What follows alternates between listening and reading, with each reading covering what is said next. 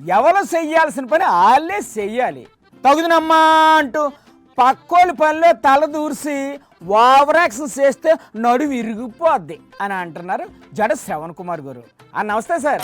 ఎవరి గురించి సార్ ఇప్పుడు మీరు చెప్తుంది? నేను మంగళపూడి అనితాని. అరే ఏడు సార్ మీరు మాటికి అంతే మేడం గారు నాడి పోసేసుకుంటారు.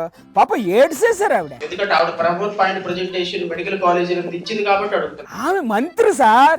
Home minister. హోమ్ మినిస్టర్ అయితే పవర్ పాయింట్ ప్రెజెంటేషన్ ఇవ్వకూడదా? హోమ్ మినిస్టర్ అయ్యండి హెల్త్ మినిస్టర్ చేయాల్సిన పని ఆమె చేసింది కాబట్టి. హెల్త్ మినిస్టర్ చేయలేని పని ఈవిడ చేసిందంటే గ్రేటే కదా. ఒక్క పని గాడిద చేసింది. అదేంటి సార్ అలా అనేసారు? ఒక్క పని గాడిద చేస్తే ఏమవుతుంది? ఏటవుద్ది? ఏమవుద్దబ్బా?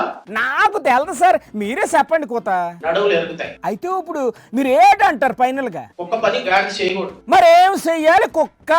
ఒక్క పని కుక్కే చేయాలి. అంటే సార్ ఇప్పుడు జనరల్ గా కుక్కకు ఏం పని ఉంటుంది సార్? దొంగ వచ్చినప్పుడు కుక్క మరగాలి.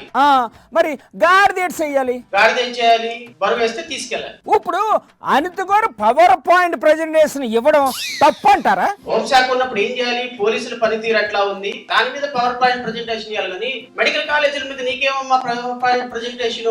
సరే సార్, ఆవిడేదో ఉత్సాహంతో పవర్ పాయింట్ ప్రెజెంటేషన్ ఇచ్చిందే అనుకోండి, మీకేంటి సార్ బాధ? ఒక్క పని గాడిద చేసింది కాబట్టి ఆ గాడిదని అడుగుతున్నాను. ఏం అడుగుతారో ఒక్క ముక్క అడిగండి. మెడికల్ కాలేజీలో అడ్మిషన్స్ ప్రక్రియ గవర్నమెంట్ పద్ధతుల్లో జరుగుతుందా, పీపీపీ మోడల్ కాబట్టి ప్రైవేట్ పద్ధతుల్లో జరుగుతుందా? ఈ ఒక్కదానికి సమాధానం. అబ్బా ఏం పాయింట్ పట్టుకున్నారు సార్. మరి అనిత గారు ఏం సమాధానం చెప్తారో చూడాలి.